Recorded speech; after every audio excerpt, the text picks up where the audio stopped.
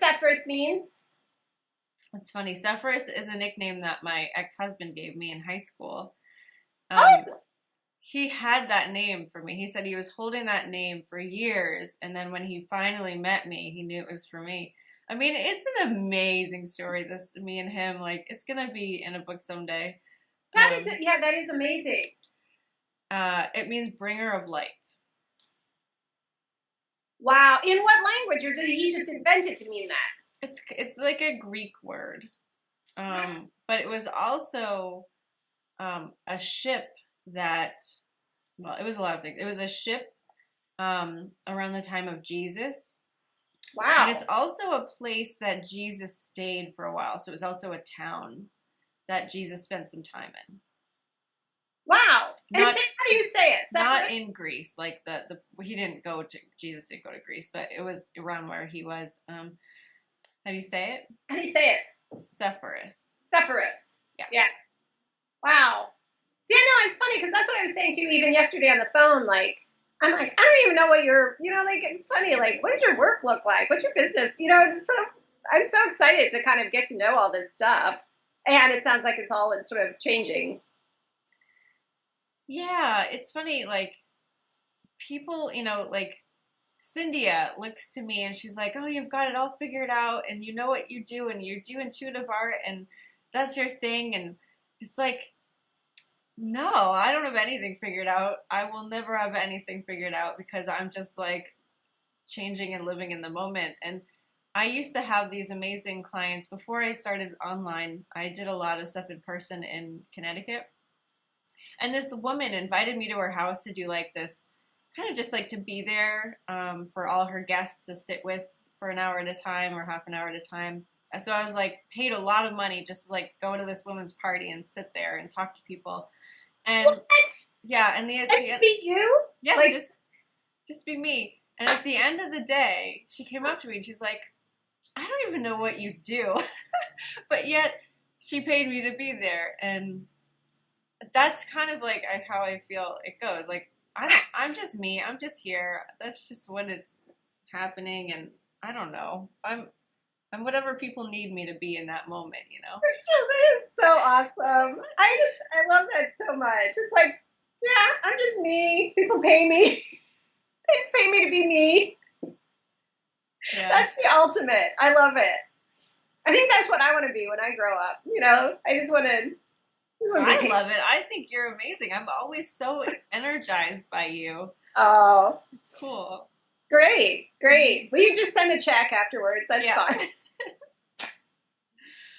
I know. So here's the thing. I don't know if we're official or not official or if it even matters, but one of the things I really want to know is about that whole first part of your video yesterday. When you were talking about these energies and these like planets and places and dimensions, I was just like, what the hell is she talking about? Like, I love it, but what, Mm-hmm. Yeah, so the one where I was talking about how I'm pulling energy from different places. Yeah, so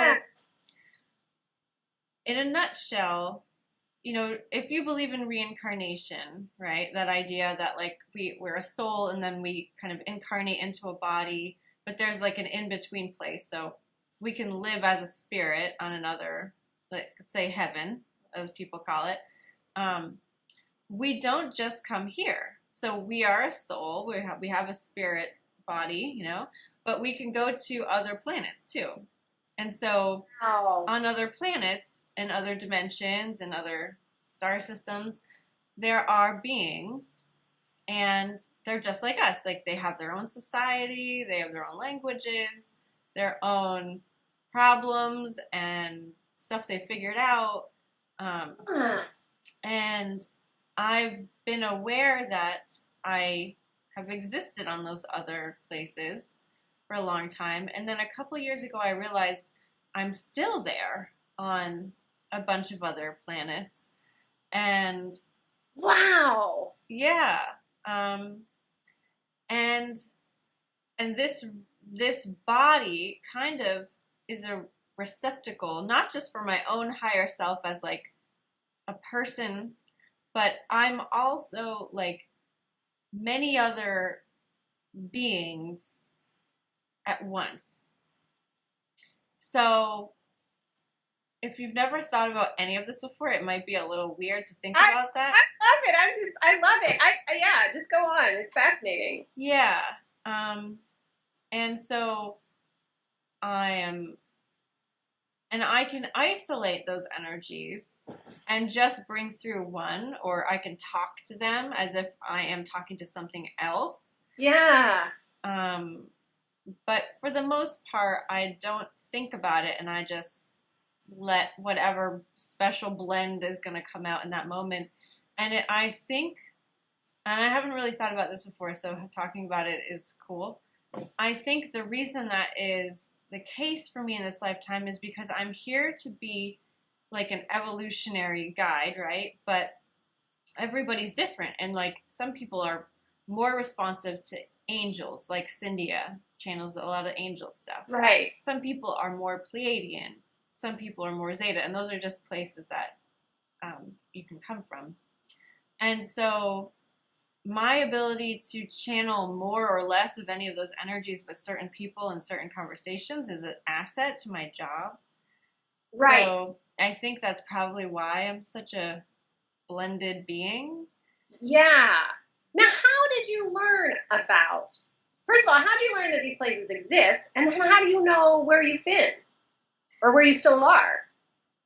Most of my knowledge comes from me feeling certain ways and then being given a book or given a podcast or whatever, and then that alignment happening so that I can, for instance, like last December, I was having this experience where all of the beings that I was talking to, an angel, a Zeta, a Pleiadian, like all these things felt like they were right here on a shelf, but they wanted to come in. And so all those energies came into me and I felt like almost like an identity crisis. Like, where's Rachel? Where did she go? What am I now? Am I an oversoul? Am I, what am I? And so I had the experience and I had the feeling of being this blended being.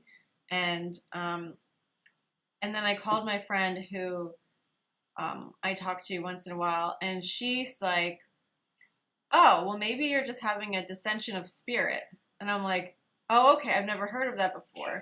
And so then I looked it up, and then I was like, oh, that's exactly what happened. And so, like, I'll have the experience or the feeling or whatever, or the intuition, or I'll even maybe know what it's called because of my intuition, and then I'll find something else to kind of validate that. Wow. Yeah. So, for instance, like when you say, I might still be living partially on whatever planet, Mm-hmm. Is that information that just sort of came to you?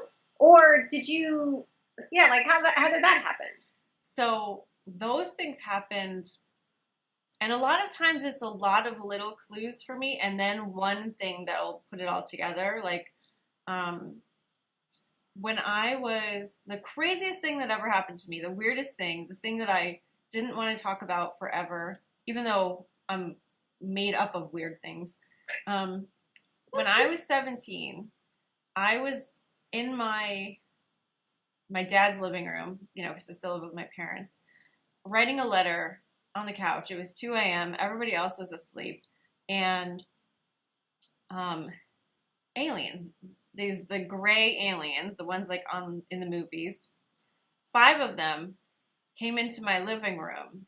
What? Yeah. And were just hovering in front of me across the room for what felt like forever. I was terrified. I didn't even know if I believed in aliens. I'd never really thought about them before. It was so terrifying. Like, I couldn't move. I was totally paralyzed. And I heard this metallic shaking sound from the kitchen. It sounded like some of them landed in my living room and some of them landed in the kitchen and were like shaking toasters and banging pots. It was incredibly real and terrifying. And they were hovering about like a foot off the floor. And they were semi-transparent. I could really, they looked solid, but just a little bit transparent. And even though I'd seen spirits and all those other kinds of things, I'd never seen anything like this before. And I couldn't feel anything from them. I couldn't hear any words they were trying to say to me. And Were they trying? Did you get a sense that there was something that they were trying to communicate? No, I was just so scared. Wow. Totally scared. And I don't know how long they were there, maybe a minute, maybe less, but it felt like forever. And then I was confused by that. So that happened. Yeah. I didn't tell anybody for a really long time because I thought, well, that's crazy. Like that was way out of my comfort zone. But then years later, I started seeing them come into my room, and I started reading books about aliens and Zetas, and I learned about like the abduction stuff and the hybrid project, and like I started realizing that I had been communicating with them and living with them my entire life because of all this stuff that happened. And so then I went to a quantum healing hypnosis session, which is basically like past life regression, but they specialize in bringing you to other lifetimes, like sometimes when you are on these other planets. Yeah. And I went to lifetimes where I was in their star system. I went to a lifetime where I was in a Pleiadian life right now. So I got to see and experience those things. And I was always afraid of being like hypnotized because I'm terribly afraid of kind of losing my own consciousness. Yeah. And it took me a lot to go there. But the feelings that I had during that session, like once I went to that planet of being in the Pleiades, I started crying immediately, and I felt this like connection, like, oh my God, that's my home. And like, oh, you're kidding. No, it was incredible. And the thing that kind of put me over the edge of like, wow, this is real, is that I went to a lifetime in Sri Lanka where I was a boy, and I was like looking out into the ocean, and I didn't even know Sri Lanka was like on the coast, because I've never been good at geography. And so when I went home and I looked it up and I saw it really was on the coast, and that was definitely like a possibility. Like I learned something new. So the fact that it felt so real and that it validated a lot of things that had happened to me in my lifetime. There's way more than that, but like I really got that, like, okay, this is real for me. And that's kind of where I started to understand, like, I am alive on other planets, and this is real. And those beings that visited me when I was 17, those were my family, and they were trying to help me through a really difficult time in my life. And I got validated by one of my friends, Nora Harold. She told me that they visited me that day because they were worried that I was going to commit suicide because I was really, really, really depressed. And they wanted to show me that they loved me and that they were there for me, which was crazy. It's like, holy This is cow. so amazing. Oh my God, this is so amazing. Yeah. Oh, it's wild. Did you feel like when you were doing the past life stuff, like say for instance when you were the boy, Mm-hmm. did you still feel like is there a you? Is there like is there an essence that is the same? I mean, yes and no. Like, there was a time in my life where I was afraid that there was no me. Like, that there was no, like, one soul that would remember all my personalities. Yeah. But I'm at the point now where I'm everything, and there's no fear of not being singular.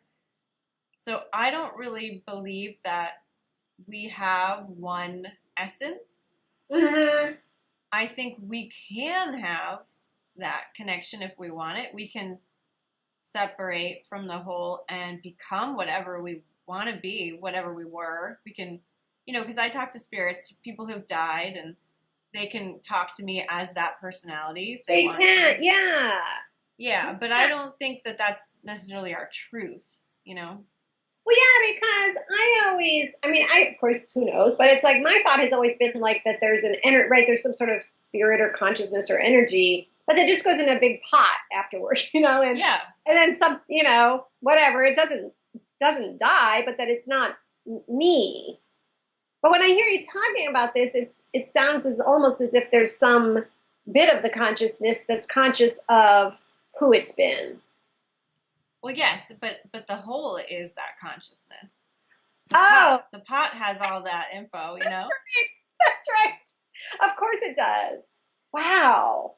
Yeah. And that's really, the dimensions come into play there. So like in this dimension where we are now, we are highly individualized. So like you are a separate person and I'm a separate person, but as you go up the chain, like, seventh, you kind of start to lose that individuality where you can become more merged with a group. And then ninth is called a collective, where you're a group of beings and you all are a group and you communicate via that.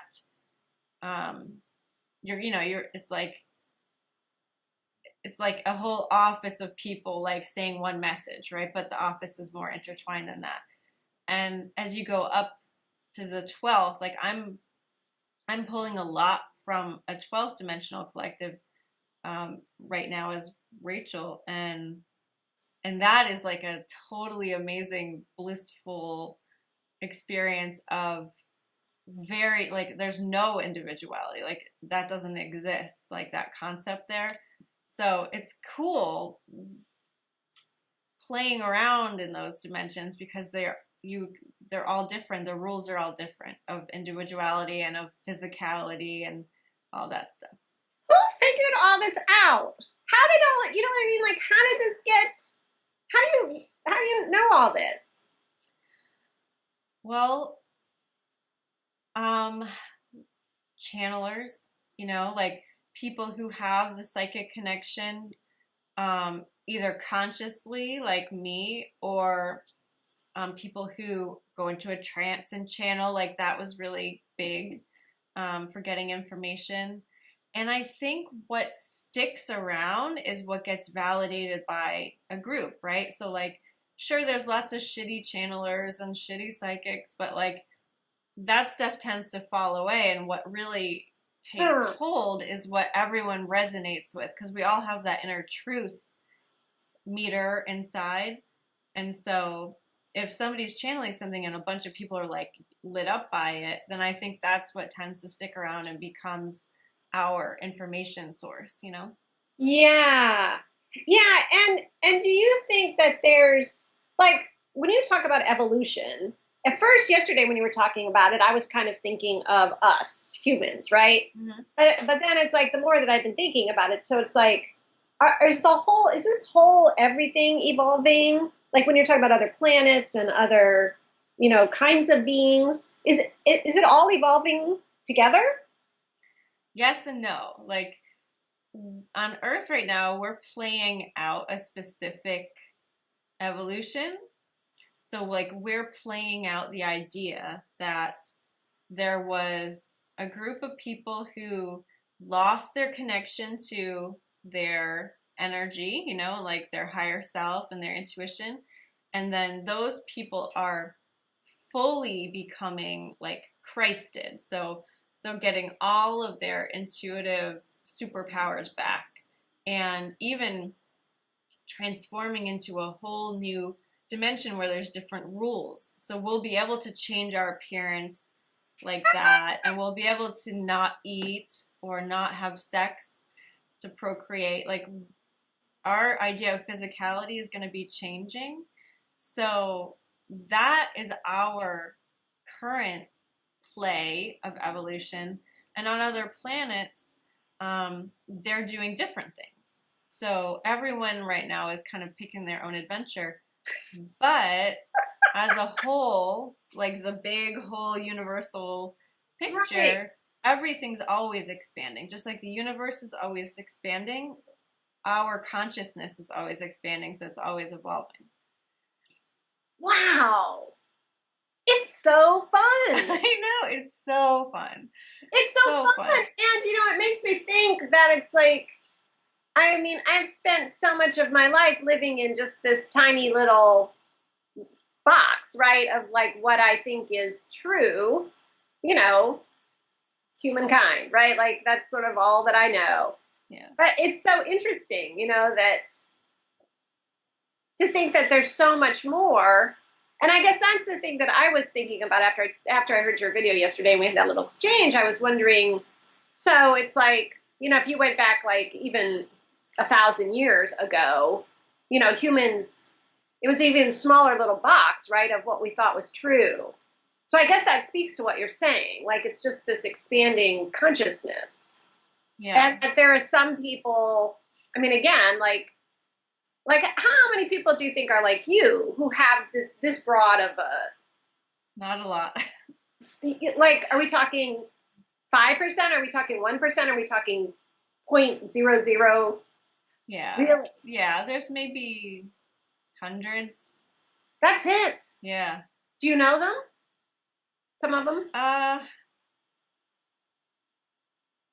Not really. No. I mean, and again, I don't believe in like real hierarchy. I'm not better than anyone else or anything. Yeah, I know that. Yeah. But there really aren't a lot of people who are this aware. Like there are other people like me who grew up psychic and we didn't even talk about the whole hybrid thing. But when it comes to understanding that like even the aliens are just incarnating, they're not they're not better than us. Like not having judgment towards one way of learning or the other. Like a lot of spiritual people are still very close-minded about things and aren't necessarily as aware of what's really happening.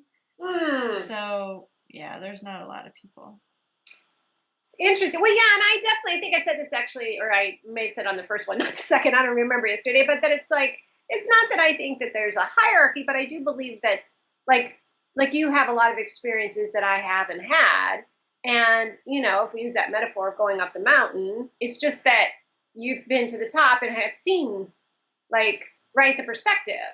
Whereas I haven't. That doesn't make it wrong. It's just, there's other things to see that I don't, I think that's the thing.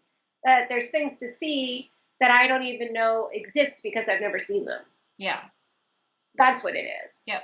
And I think that's what really interests me. And I think that's probably the part of me that was like, call Rachel, talk to her, right? Because I think there was this excitement of like, oh, she's seen some things that would be fascinating to know about. Because that's what I meant by blind spot. Mm-hmm. I don't even know, nobody's ever mentioned to me that any of this stuff we've talked about. Then it's like, there's no consciousness of it. Yeah. Yeah.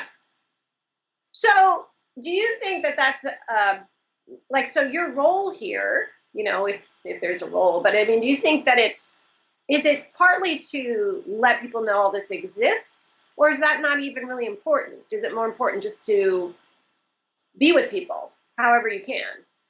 It's funny, my role is to go through this evolution personally in the highest well-being possible for me.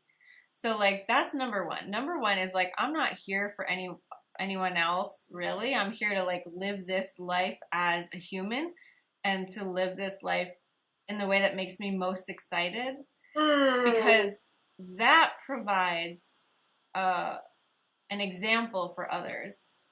Yes. So that's the number one job for me and everyone else. I mean, everyone's purpose is to live in their highest excitement. But other than that, yeah, like I was built with this innate need to share. And so like all my life, I've always wanted to share everything and be a writer and, be a communicator and like talk to people. And so that's definitely part of what excites me. And I love talking to people and like talking about this stuff, but also just translating this into something that they can understand. So how I talk to everybody is different and right. Trying to meet them where they can feel it and what's useful for them. Because it's not useful for everyone to know that there are beings on other planets and stuff. But yeah, so it's definitely in my highest excitement to share and talk about all this stuff and let people know that there's more than meets the eye, you know? Yeah, yeah. Well, why wouldn't it be in everyone's highest interest to know? Say just that example. Because everyone is here to work on their own stuff. Like, not everyone is going to evolve. You know, not everyone is here for the same exact reason. And on a spirit level, everyone here is helping the evolution of the planet. But on a conscious level, like, not everyone is going to make the leap, you know?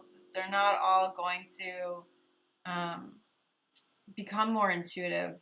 They're not all going to become more caring or, you know what I mean? And that's their vision. Like, they're not bad or doing anything wrong because of that. So yeah. Is it a choice? Like, when we choose a body or whatever, however that happens, is it a choice that we want to evolve or not?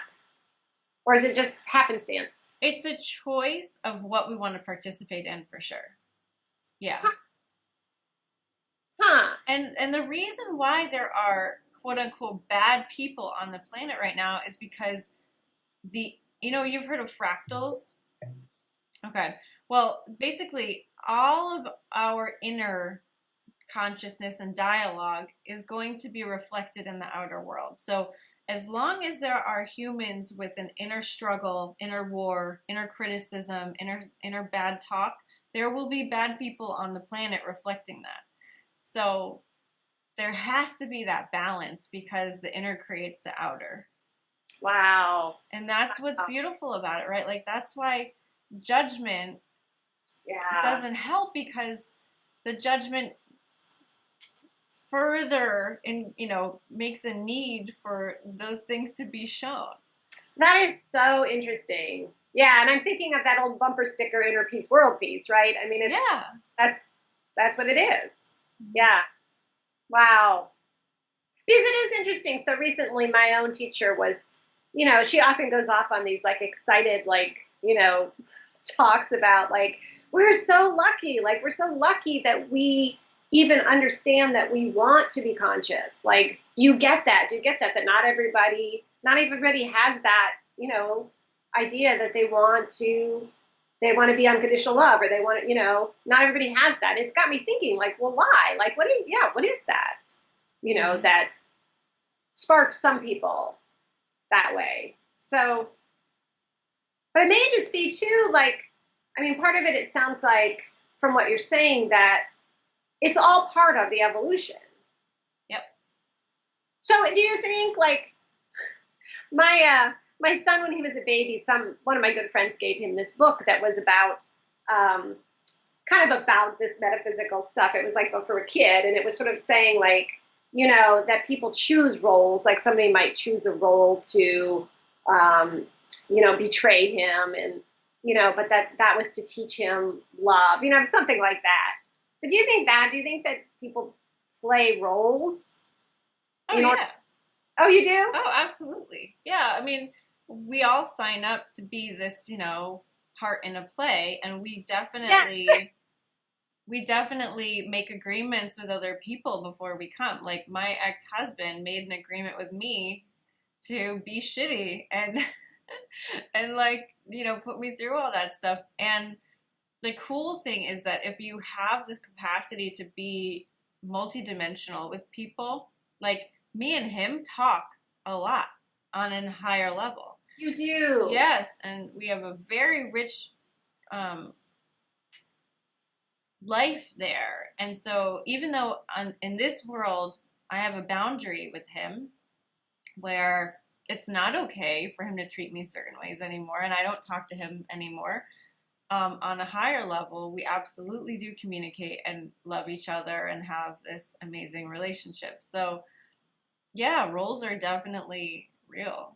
So it is like a play in a way, right? So that it's like when the play is done, You just go back to what's real. Yeah.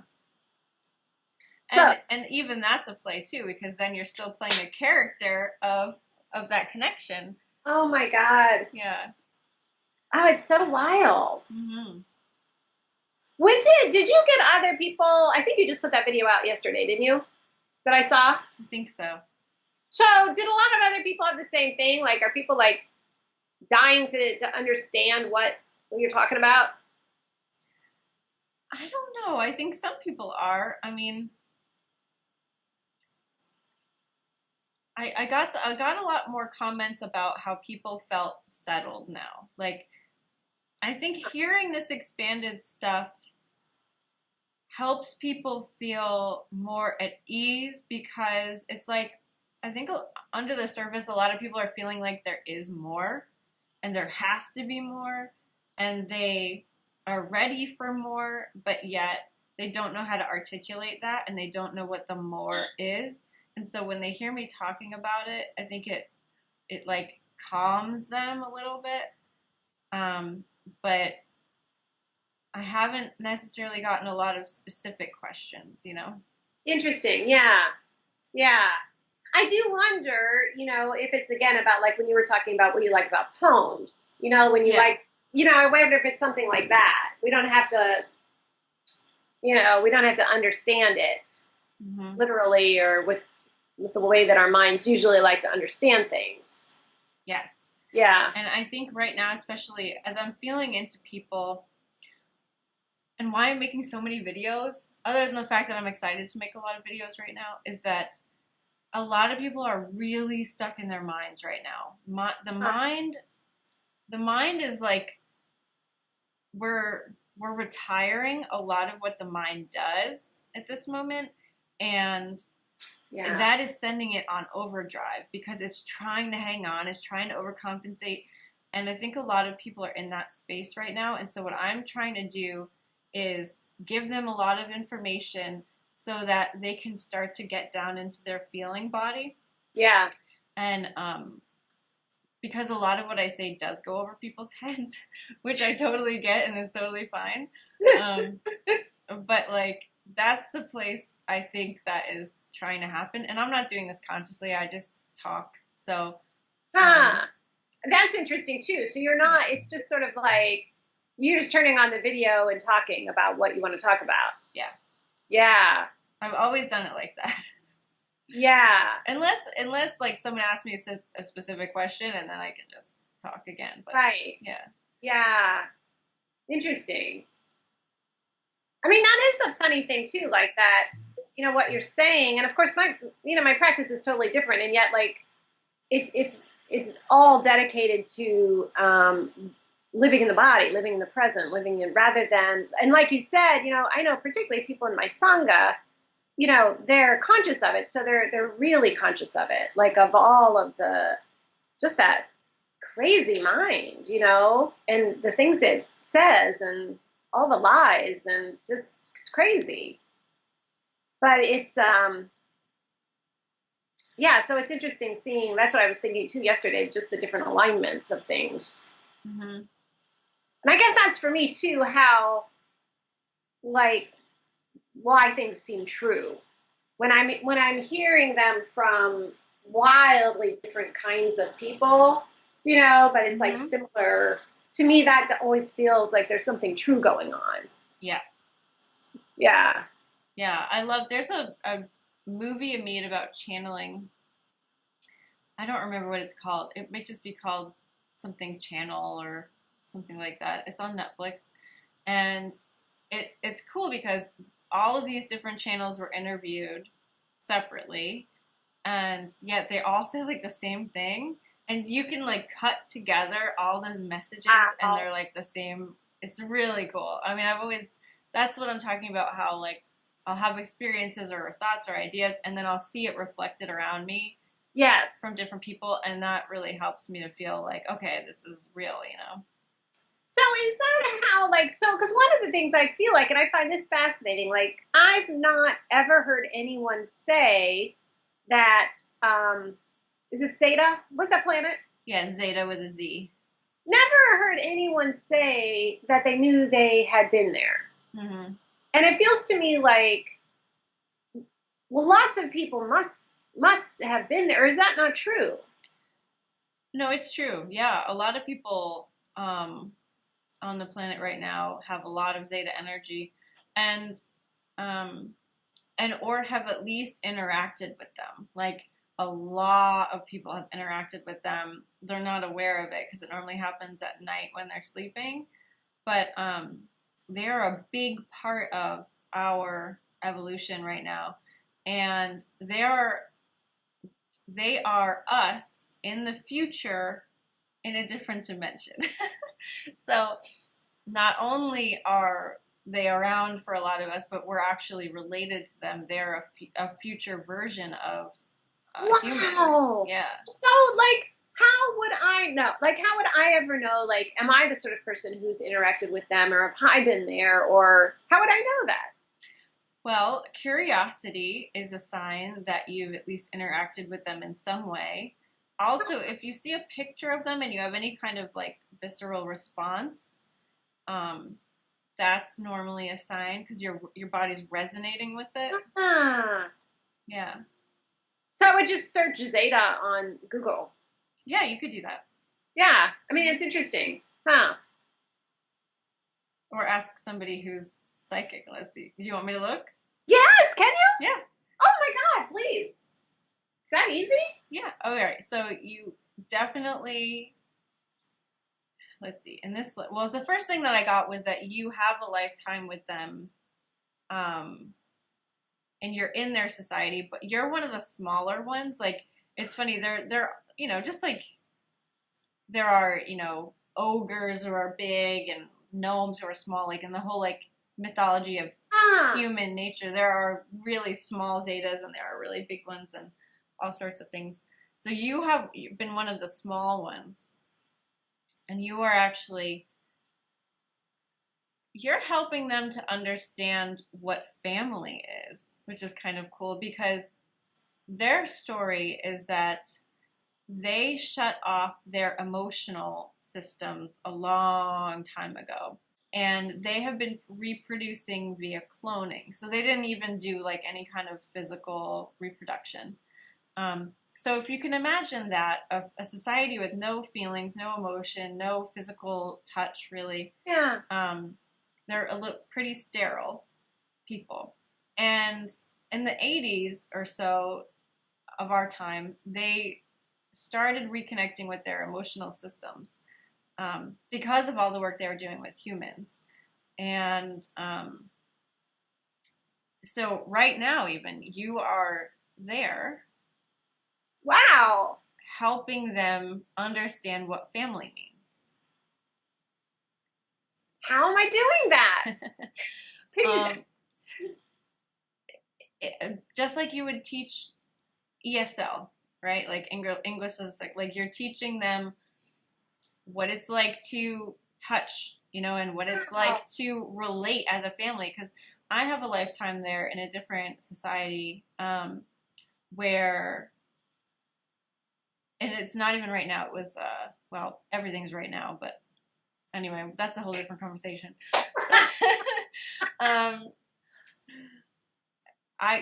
The family dynamic, you're put together with people for reasons. Like, you're put together to raise these two beings that came out of the incubator as, children. And it's like you're formed as a family instead of, being together by choice or love or anything like that. And so it's a really, like, they don't know how to do any of that. And that's, you're helping them kind of figure that out. So when they came to you when you were 17, that sounds to me like they were feeling emotional. They were trying to show me love in the only way that they knew how, which was, I think, to physically show up. That is so interesting. Yeah. Do I know you there? No. Oh. I don't know why, but I thought that'd be fun. That would be really fun. Can I make myself meet you somehow? Not at this time. Really? Yeah.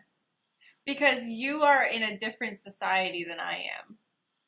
Like, Huh. we're not in the same place at the same time right now. Interesting. Yeah. Huh. Do you know, like, are there other people that you know now that you know there, that you know for yourself? Yeah. Oh, But they don't know it. They're not conscious of it.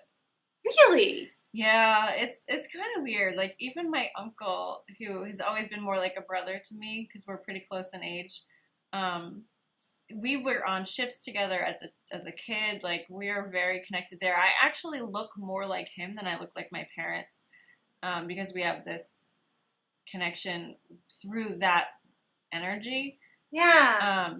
And he like he's heard me say it before, and he kind of gets it, but he has no recollection of any of that stuff. So it's kind of funny. Yeah, Can we help ourselves learn to recollect it? I mean, is that part of what we can do? absolutely, yes. Like what? A lot of memories will come through in the dream state, so you can ask before you go to sleep, like, okay, I'm ready for more. Just like tell yourself this. Yeah. I'm ready for more. Can you give me some memories? And then you may have dreams about stuff like that. But really just talking to yourself and assuring yourself that you're ready for more information, because it's the subconscious mind that switches it and changes it into something else. So even if you have a dream about hanging out with friends, you may be hanging out with your ET pals or seeing a life that you're living there, but your subconscious mind masks it because it is a lot to take on in your nervous system. The human nervous system is growing and changing right now, but it was not meant to recognize life on other forms and other planets. And so it actually is too taxing for your body to have a lot of those memories unless you've done a lot of that work. Wow. Yeah. So can we jump for a minute, because you use the word Pleiadian? Pleiadian. Is that another planet? It's a star system. I think it's called the Seven Sisters. And it's like, actually, you can see it in the sky, at least in the fall, in the winter. You may be able to see it all the time. I'm not really sure. But it's this really super sparkly one. It's like a super sparkly cluster of, I guess, stars. And yes, it's a physical place, but also most, at least in my going there, most things happen in a non-physical way. Like, there are physical Pleiadians, there are non-physical Pleiadians. I'm used to being a non-physical Pleiadian, so yeah. What is that? So how is that different than being a Zeta person? So the Zetas are in one dimension, and they take on a lot of physicality. They have bodies for the most part. It's hard to generalize because there's such an array of things that happen. They have ships. They have worlds that they have routes that they travel on. You know, like just like we get on a plane and we go in a line and we get to another place. They have that. They have commerce, and they have trading. You know, they are an organized society like that, kind of just like us in the future. If you imagine, like, you know, Star Trek. Yeah. Star Trek, you know, they go to different worlds and they trade stuff, and there's different species. The Pleiades, I don't have a lot of experience with the lower dimensional Pleiades, like the ones that live in bodies. That's not really where I come from. I come from where everything is energy. Like, I'm familiar being a kind of like a cloud of magenta energy. Like, that's what I am. God, seriously? Yeah.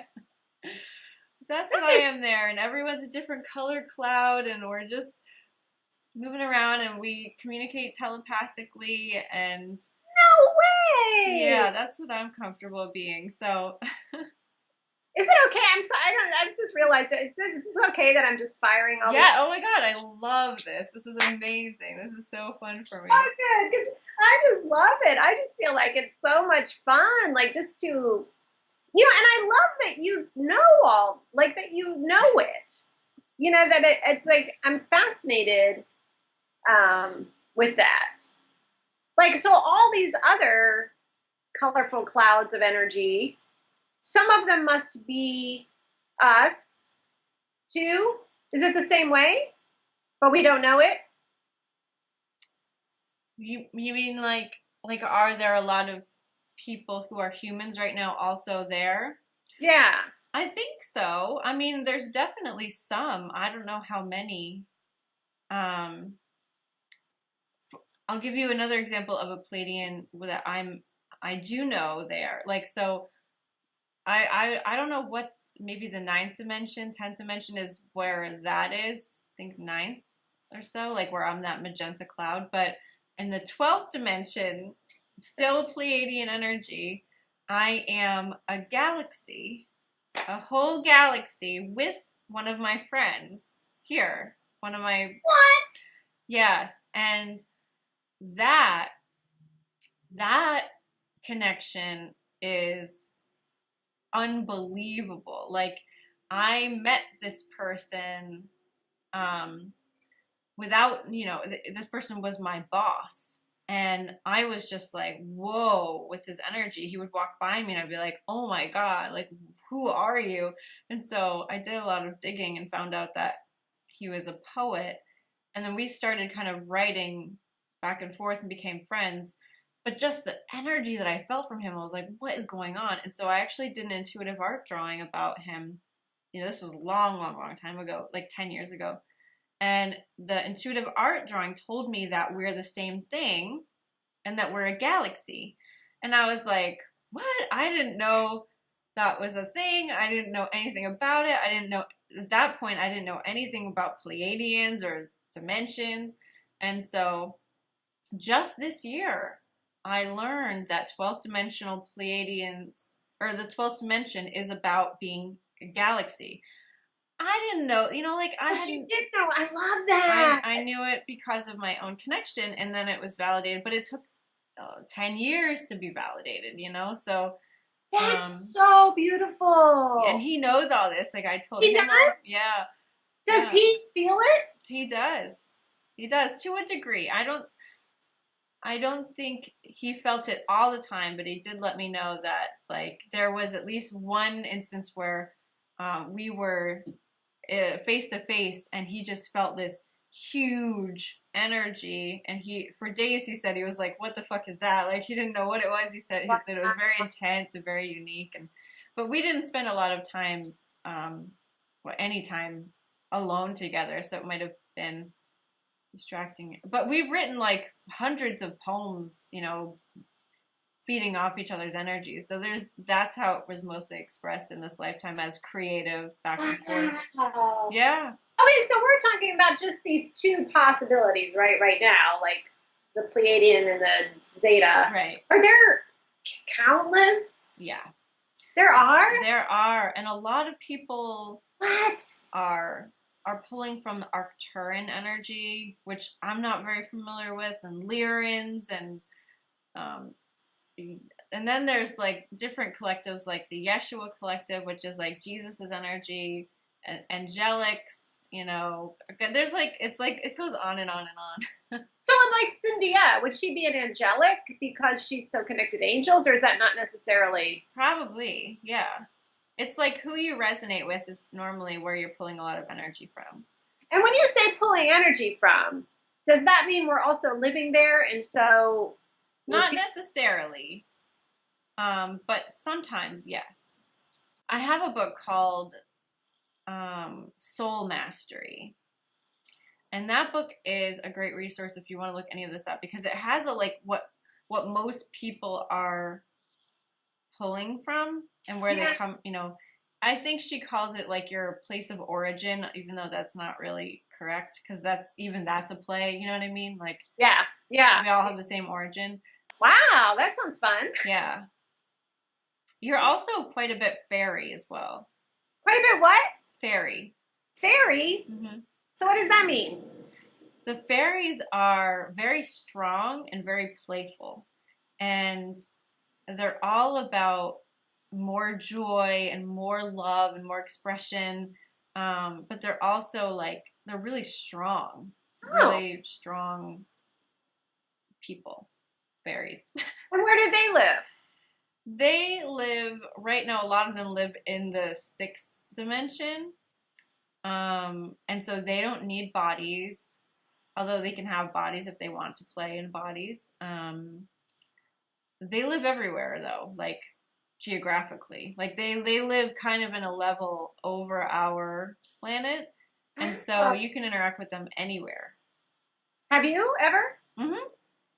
How? Can you tell me? Is it too personal? Can you tell me? No. I don't know. Like sometimes when I'm teaching, I'll have students that are very fairyish, and so I'll invite fairies into the room and have them like, have the student look for the fairy and kind of walk around. But I invite them over sometimes when I want to talk to one, and we'll have conversation. You do? Yeah. And they're very large. They're like 6-7 feet tall. But they can be small, but their normal size is very big. So when you invite them in, you can see them? Yeah. Do they look like how the Zeta did, kind of transparent, or do they look like a friend that you invited over from next door? Normally, when I invite a fairy over, they are mostly transparent. So normally when anyone comes to visit me, they're mostly transparent. The Zetas were the most physical beings that have ever showed up for me. So yeah, sparkly, I can see their outline. I can see what they look like more in my mind's eye than in real life. In real life, it just looks like a fuzzy outline. Oh, yeah, they're so fucking funny. Did you just see one? Yeah, well, of course. Like normally when I start talking about one, they'll show up because that's how it works. Everything's telepathic. And so when I engage with their vibration, they hear it and they come. But the funniest thing about seeing these spirits, especially fairies and angels, is that there are threads and sparkles that they give off. So it's not just a fuzzy outline. It's like waving a piece of tinsel in the air. Wow. And one of them just gave off this huge tinsel sparkle. So it's like, Oh, I want to see one. You can. How? Invite one over. Do you just invite them over by just sort of like... Yep, saying, hey, come play. And if you want, look up. Yeah, there's one right in that corner of your room right now. So look up there and just stare into the corner of the room and kind of just keep all 3 planes in view. And you'll see a little bit of fuzz moving and a little sparkle. And take your time. So like up above the books. Mm-hmm. Above the books, and just kind of notice all 3 of those, all 3 walls. So you're not looking at like that little, intersection. You're just kind of keeping it all in there. And just allow anything to happen.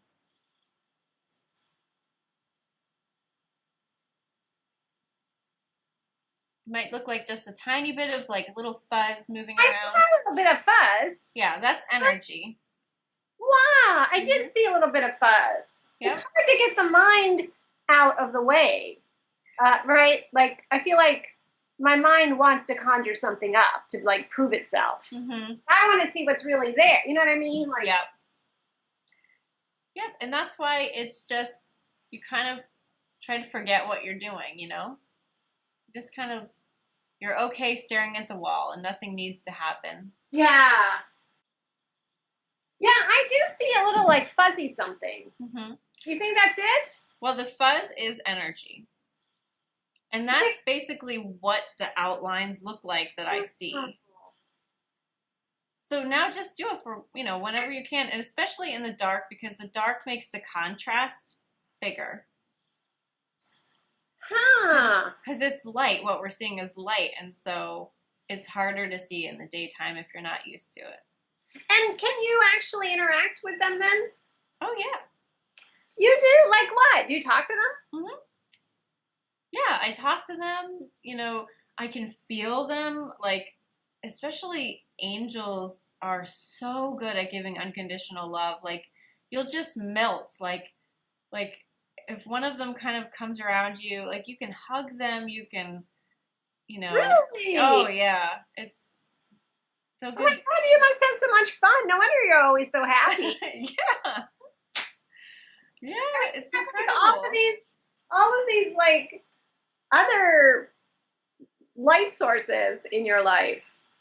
Yeah.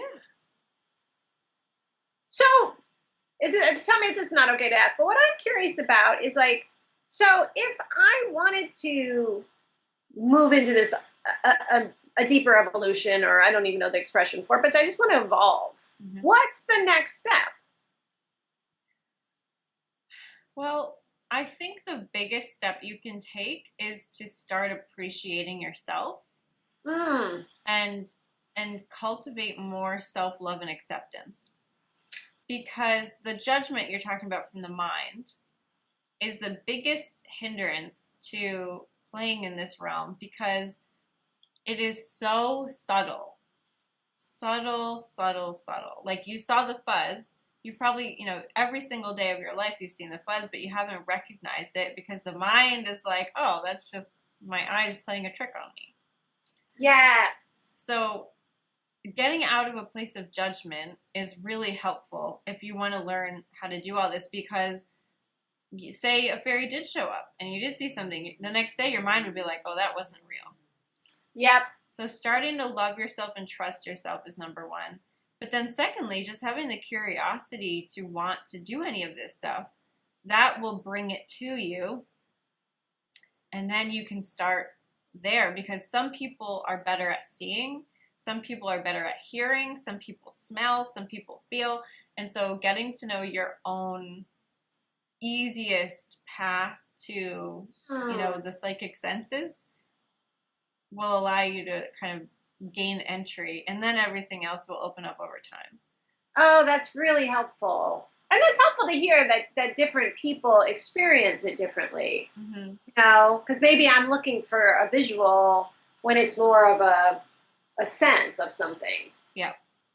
It's just like learning styles. People learn Yeah. differently. It's the same thing.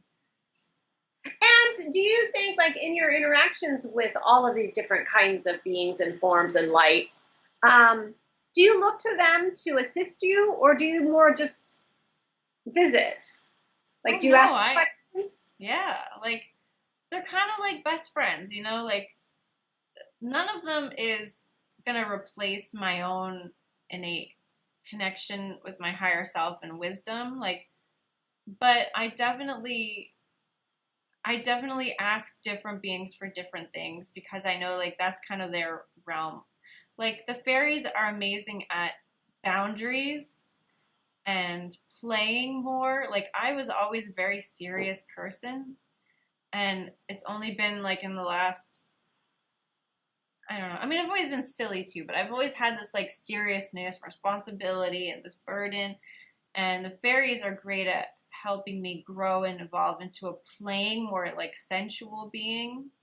That's what they're good at, and I ask angels a lot about like morality and ethics and like bigger picture stuff, and here they are. And Seriously? yeah, and like, You mean when you said that somebody came? yeah, and I have, and I've gone through a lot of different angel friends and angel groups, and like the funniest story I have about angels, I think, right now is when I started dating Eric, the guy I'm with right now. I was dating a couple other people at the same time, and it was really funny. I asked my angels. I was in bed, and I was like, "What do I do? Who's really right for me?" Because I didn't want to keep dating a bunch of people, and they gave me this like slideshow. Like they showed me this one guy, and they had these 8 bars of compatibility, and they'd light up like so many of them for each person, and then they'd like bring on the next slide. Oh my God. And Eric, the guy I'm with now, had the most bars illuminated. That is so funny. I know, they're so hilarious. So they're not always that funny, but like they're really helpful. And that you can actually sort of see. Mm-hmm. Like you had that, oh my God. Yeah. And the Pleiadians helped me find this house. Like me and Eric had taken a trip out here 3 years ago, and we were not having success finding a house. All the houses that we wanted were kept getting different offers made, and we would lose them. And we were on our last day of house hunting, and I asked before we went out that day, like, how will I know what house is right for me? You know, how will I know what is the perfect place to live? And they said purple, and I was like, all right, purple. And I was thinking like, all right, I'll see like a fake flower arrangement that's purple, and I'll have to kind of be on the lookout for purple. Right. And then we pulled up to this fucking purple house. No. And I was like, okay. And this is the house we ended up buying. It was painted purple? It's purple. It's still purple, yeah. That is so... And you're a magenta cloud, aren't you, in that other... Yeah. That's so wild. I know. So yeah, they all help me in different ways. How do the Zetas help you? What do they give you?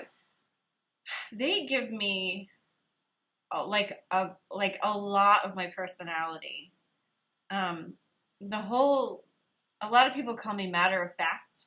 Like I just matter of fact.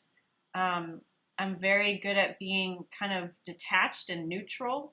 Yeah. In situations, and that comes from them.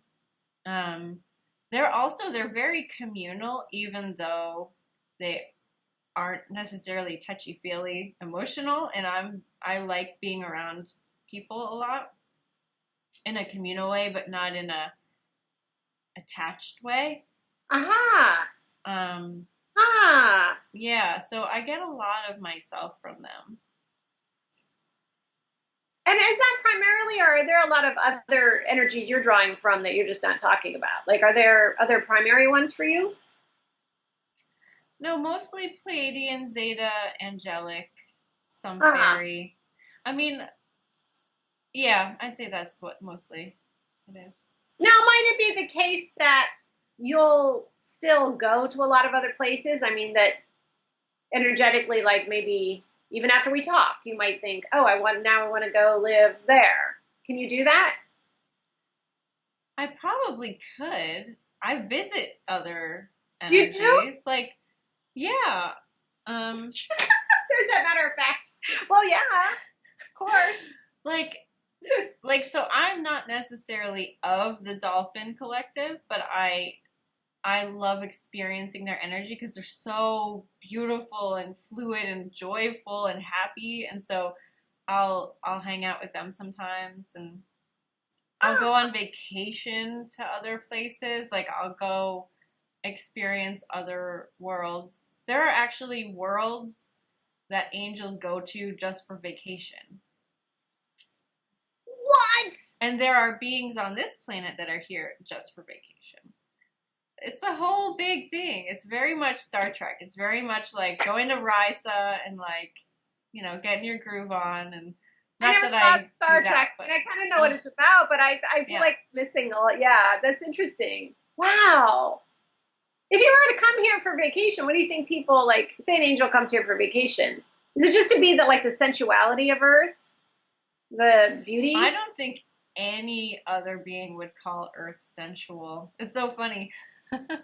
Seriously? Oh God, no! We're so repressed when it comes to that. It's like, please. I mean, but you think about like the rivers and the mountains and the flowers and the fields and trees and greens and I mean it's like the tastes. I mean, isn't all of that like? I mean, I don't know if other places have that, but we're like abundantly. So that's true, and I think the vibration that normally is like majestic. There's a lot of majesty on Earth that other beings are drawn to. It's just when you said sensual, I was thinking like yeah, I guess more pleasures of the body, and Earth is not where people go for that. But like, I mean, I'm fascinated because like, you think about like all of the pleasures of the body we have here. I mean, we couldn't we couldn't experience everything possible that's pleasurable for the body if, in a lifetime. So does that mean other places are even more so? Oh yeah. What? That's great. To me, that's just I can't even imagine it, right? Because I'm just thinking all the things to see here that I'll never have time to see, or to foods to eat, or flavors to mix, or music to hear, or people's voices that are, I mean, it can go on. Wow. That's amazing. Yeah, I mean, it's really cool. Like, angelic music is like a whole, it's like made up of harmonics. It's like, it's untranslatable. Like, there are so many of those pleasures available in other worlds. Wow. It's just like, there's no words for it. Like, there aren't any words for it. It's really neat. Is there music everywhere? Yes and no. Like, there's the capacity for music everywhere, but there's not all places make music. Huh. This is another thing I'm always fascinated by. Like, it's like all the things that we do here, right? That people are, I mean, you were talking yesterday about like just, moving into what interests you, or what brings you pleasure, or what excites you, or what brings you passion. And when you look around, like, there are just like people doing all kinds of things, right? So it's hard for me to imagine that there's even more, like, different things that people, creatures could be doing. Like, yeah. But there are, huh? Mm-hmm. Wow, like on Zeta, what do they do for fun? Fun is different to them because they're very pragmatic, practical. Like I said, like, they didn't really have emotions until recently, so their fun is like kind of it's like they're like dorks when it comes to fun. You know what I mean? Like, they're still kind of figuring that out. And wow, what's helping them is that this whole. So I told you about the cloning. They reproduced by cloning for so long that was starting to not work anymore. And so they started this hybrid program with Earth, and they would abduct people onto their ships and take their genetic material. You've probably heard of this, right? Like all these abductions and stuff. Yeah, that's them. It's not really happening anymore, but they created a hybrid race of human Zeta, which, DNA-wise, we're all really kind of similar, but that's why it worked with us. And so there's all these hybrid kids running around, and they're half human, so they have these emotional capacities and the fun and the playfulness of children. And so that is what is really teaching them about fun. They're kind of just learning fun. I think I should take my business there. Maybe I better go, right? Well, that's why you are there. That's exactly why you're there. To teach them about family. That's really funny. I actually go there at night in my current energy form and help teach them how to deal with children. You do? Yeah. What do you, like what? What do you teach them? Like how to work with kids, and how to be a caregiver, and how to have that emotional capacity to care for children and all that stuff. Really? Mm-hmm. Now, how did you learn that you do that? Well, it's funny because a lot of what we do on other dimensions plays out in this lifetime. And so I was always a babysitter and a nanny and doing stuff like that. And then I knew I had hybrid children, and I knew I was part of the hybrid program. But then I think I was talking with one of my channeling friends, and as he was channeling, he told me about that I was there teaching them. And I was like, oh yeah, that makes sense. But how did you know? This is the matter of fact part again. Like, how did you know that you were part of a hybrid family, or you had hybrid children? Mostly because I just, so when I was little, when I was 6 years old, I knew that I was pregnant, which sounds really weird. I wasn't like, no one physically impregnated me in the way that we do on this planet, but I was like, oh, I'm pregnant. And I just knew that, and I always remembered that memory. Wow. Yeah, and then I think when I heard about the whole hybrid program, I was like, oh yeah, that's me. I've got kids, and then I was able to just connect with them. So this has been going on for you your entire life. Mm-hmm. Like anything, like, do you remember before 6 even, like, things like that's really early to have that kind of connection? Well, there were a lot of, I mean, yes, like before I was 6, I saw angels and guides and had conversations with spirits and stuff. I didn't know it was connected to aliens, until, really even after I was 17 when they showed up for me. Like the whole connection to them didn't really come consciously until my 20s. But I had night terrors as a kid. I would wake up screaming every night. I would wake up on the wrong side, like I would wake up flipped, like my head would be where my feet were. I would wake up on the floor. And so those things that were happening to me, I later found out are all connected to that. And then a different channel told me, like, I had reignited my fear of heights a couple years ago after I went paragliding. And the channeler lady told me that I was dropped in the marsh behind my house as a kid from going up, into the ship. And so What? yeah, so like I learn a lot of stuff on my own, but then again, like some people will tell me something and I'm like, oh, that makes a lot of sense. Wow. And I always run it through my own filter first. Like, Yeah. Yeah. How did your parents respond to all of this? Just as parents would, like, I have great parents. They're always really amazing. So the whole night terror thing, they just know that I would be waking up screaming in the middle of the night, and that was about all they could do, That lasted for a couple of years. When I told them that I had, my invisible brother Matt, who was my, I thought he was my spirit guide when I learned about the term spirit guide, but then I later found out he was like really a hybrid brother. Wow. So he really was a brother. That's what I call him. Yes. They just kind of went along with it. They'd be like, "Oh, hi, Matt. Nice to meet you." Like, they were cool. The only time they really didn't know what to do with me was in high school when we moved into this house that was really filled with a lot of negative energy, and I couldn't deal with it. Like I couldn't go in half the house. I felt physically ill if I would step into certain rooms. And wow. We contacted some local people. I don't know if you've heard of them. They're called the Warrens, and they were like the ghost hunter people of. They're pretty much of America.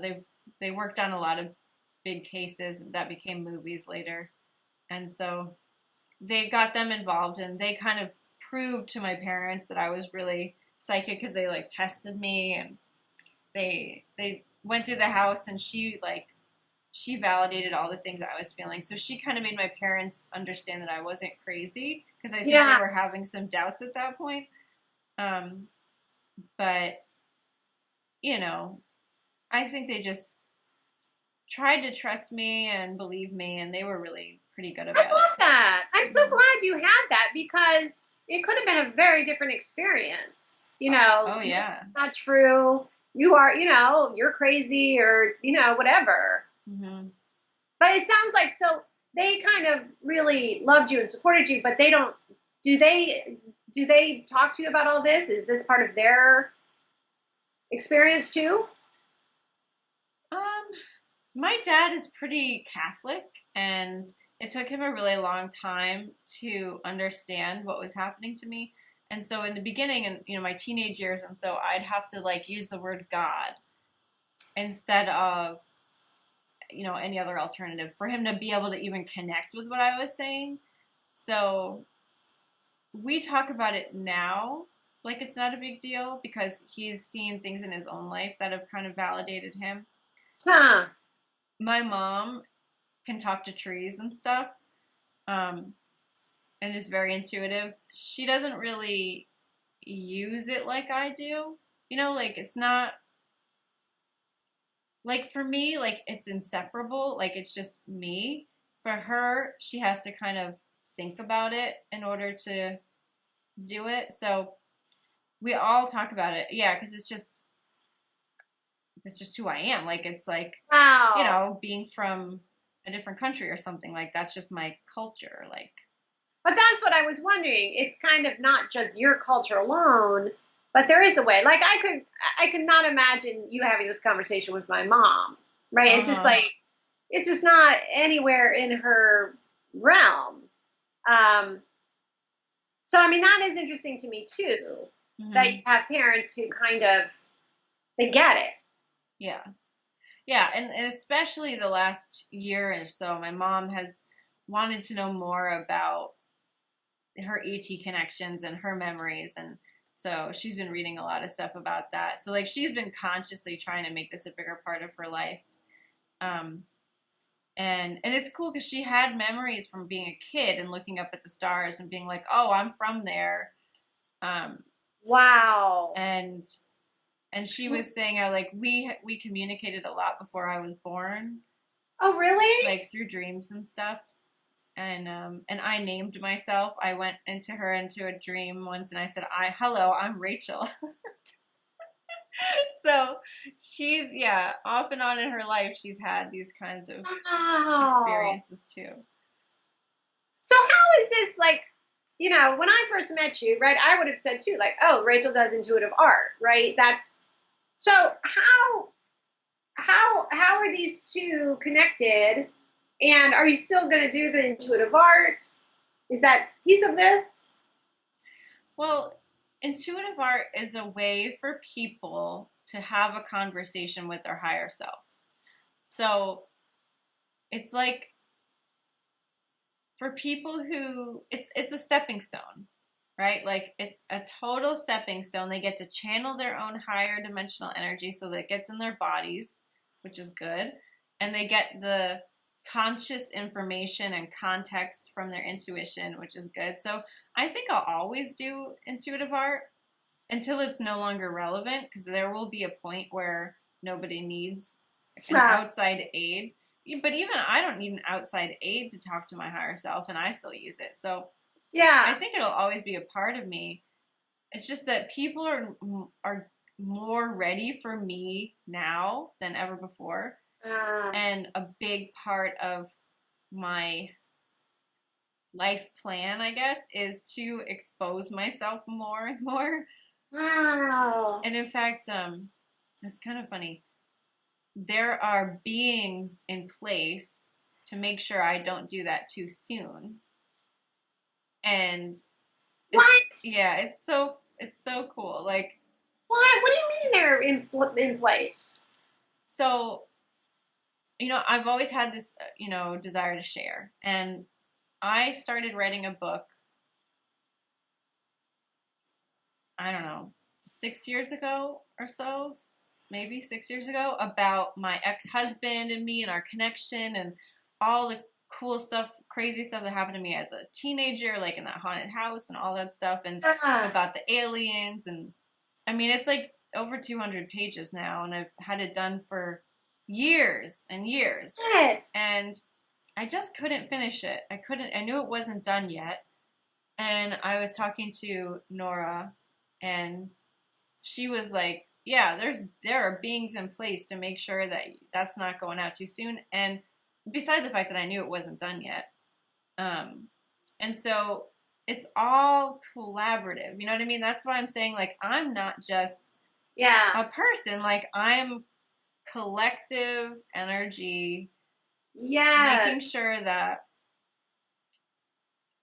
everything is done at the right time. Because if you think about it, there's no point to me being ahead of my time, because then it won't make the impact that it's supposed to make. Right. And Yeah. so I don't mind, like whenever is time is time. So That makes perfect sense, right? You put the book out and people aren't ready, then it's not going to have that impact. Mm-hmm. What is our higher self? Like, so what's that mean? Well, like, it's basically just our energy up the chain to source. So it doesn't have the same rules that we have on this dimension where there's a past and a future and a mind. We're just going up the sunbeam, if you want to look at it like we're all connected to the sun, which is like the pot. So that we can pull down higher wisdom that's not distorted by our conditioning here. Yes. But is that higher self actually just source? It can be. It can be source. It can also be lower down so that it's so like in a linear sense here. I have a cool diagram in here. I'll show you. And again, none of this is linear, but it's kind of nice to be able to have that reference. So. Oh, interesting. Oh. Yeah, so you were talking about, like, do we retain our individuality? And so we can go to a place that has our individual memories or our oversoul memories. Yeah. And get wisdom from there. Or we can go above. You know, we can go really from wherever we want. What's the difference between the soul and the oversoul? So should I just buy a book right now? I better just buy a book. No, it's fine. So I'm kind of like an oversoul right now. So an oversoul is a collection of souls. They're living different lives. But the oversoul kind of has a theme that it's working with. And all those lives are also working in that same theme. So it's just like a schoolroom almost, right? Where all the kids are different. They're living different lives, but they're learning the same thing. Yes. Oh, that's interesting. Yeah. Woo! Wow. Yeah. And oversouls can have lots, like hundreds or thousands of souls at the same time. So that's like you said, that's what you are. Kind of. You could, I don't know if I'm that many. I'm not thousands. I could be hundreds, but I don't know. When you're looking up, are you looking somewhere for... No, I think it's just flipping on a different switch. I was telling you how this Joe Dispenza work, he gets us to no place, no time, no body. And I kind of feel that when I was talking to you, right? Like, I totally lost sense of this, you know, which is really fun. Yeah. Yeah. Yeah.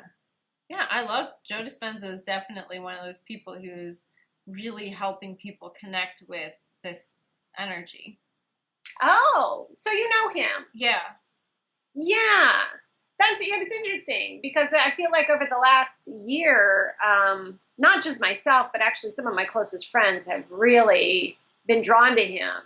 It's been this huge, you know, and drawn to him for that, you know, that way of getting out of this, you know, to experience something else. Yeah. Yeah. Interesting. Who else? Like, are there other people right now who are like who you see as like, oh, this is a good person to follow right now? My favorite is probably Jim Self. Oh, I don't know. SELF? Mm-hmm. Huh. He and his partner have a company called Mastering Alchemy. Huh. So their website is masteringalchemy.com. He is probably my favorite spiritual teacher ever. Wow. Yeah, he's great. I love him. And I also like Matt Kahn because he's more of the emotional, loving side, getting out of self-judgment and all that. Whereas Jim Self is more of like spiritual technology kind of stuff. But Matt, how do you spell his last name? Kahn. So is Jim Self, would you say he's like your spiritual teacher? I don't think I have one. Uh-huh. I've never really had one. Huh. I get validated by people and I learn things from people, but I don't think I've ever really had a spiritual teacher. Yeah, I mean, I guess, do you think that's because of where, like, just your other connections? Yes, because I think ultimately we all want to learn from ourselves. Yeah. And I think a gift of mine is that I've been able to do that, and I haven't studied other people. Yeah. Because then I might be giving up too much, because a spiritual teacher is only helping you reconnect with yourself. Absolutely. You know? Yeah. Yeah. I mean, it's the thing that I love about Zen is that, or at least when we practice, like, we don't read anything. We don't have any anything we study except our experience. Like, so we just pay attention and then we talk about it, with each other. But it's definitely like everything's about going inward to see what's true. And I love that. I've always loved that. Yeah. Because there's nothing to know except what we know. Yeah, exactly. Yeah. Mm-hmm. And that helps me because I was never one to, like, read a bunch of stuff and, this is what's true. And, I've never really resonated much with that. So, my goodness, Rachel, this has been a blast. Yeah. I love it. Is there anything else that I do have to eat, just go to eat because I'm starving, but is there something that you feel like you need to say about all this? Well, something is wanting to come through for you that's not necessarily me. Your guides are really wanting to talk to you. Oh! Like, a lot. And let me try to describe them. They're very thick and cheerful. They're like the color of your lipstick. And I think they want you to write. They want you to do like interview them, and they'll write through your hand. Really, Rachel? Yeah. So I need to sit down and just say, "Hi, who are you?" Like that interview? Who are you? But even less, like, yeah, who are you? That could work. But that's often like the one that the mind hates the most. Like whenever, like, don't ever ask their name. I mean, you can, but that's kind of the one question that, like, the mind will play with you on. But yeah, ask them, like, okay, well, I'm here. What do you want me to know? And then something will come. Oh, I love it. Really? Yeah. Thank you. Thank you for saying that. And they have a big bunch of flowers for you. Are you serious? Yeah. That's so fun. So are guides, like, they might be from Zeta, or they might be from here, or they might be from there? Is that what a guide is? Yeah, a guide can be really anything. A lot of, well, yeah, they're really anything. There are a lot of guides who have been incarnated on this planet before, and so they're really able to help us with, like, human stuff. Yeah. But for the most part, they're just whatever. They're anything. Mm-hmm. Well, why do, or maybe you don't know this, but, like, why would these guides want to help me or talk to me? Well, you contracted with them before you came here. Oh. So you kind of pick your own guides. Oh. Or they pick you. It's like, also, on a higher level, you do kind of pick them. But, like, when you go to college and you're, like, you're kind of assigned a teacher. Yeah. And you kind of get to pick your teacher. It's like you've got a couple to choose from. Like, that's kind of how the guide thing works too. So I might have contracted with them, but I haven't really followed through with my, like, part of connecting. Oh, no, you have. Yeah. Yeah? Yeah, absolutely, yeah. Yeah, it's just that now, because you are curious and you're here, and they're like, oh, Rachel's an open channel, let's just say, You know, Oh, now they're just taking the opportunity to consciously connect with you. You've been working together forever. Oh, really? Mm-hmm. Huh. Oh, I love this. Okay, I'll do that. Thank you. Yeah. Wow, that was nice. That was a fun little gift. Yeah. Wow. Well, this has been just a blast. I love it. Thank you so much. This has been wonderful. Goodness, thank you. I'm so glad. Like, maybe that was my guides, or maybe that was so when I was listening to the video and I wrote down, ask her if we could talk, or, you know, like that. That must have been maybe, I think, a guidance coming through. Or just your personal Well, curiosity. Maybe. Yeah, don't discount yourself. You're a divine being too. Oh, yeah. Mm-hmm. Yeah, good point. That's fun. Yeah. I think where you're at is where a lot of people are at, is where they're still differentiating themselves from their higher dimensional energy. But it's really the same thing. Yes. Yes, yes, yes, yes. Oh, that's so beautiful. That's great. That's really helpful. So, yes. Oh, I love you. Thank you. Yes. You're so fun. All right. Now I have to go eat some food. I know. Me too. Yeah. And next time I want to learn more about you too. Good. Well, let's do it again. This was so easy and fun and fast and loved it. Awesome. Yay. Lots of love. Thank you. And I'll talk to you soon. Yeah. Okay. Bye, dearie. Bye.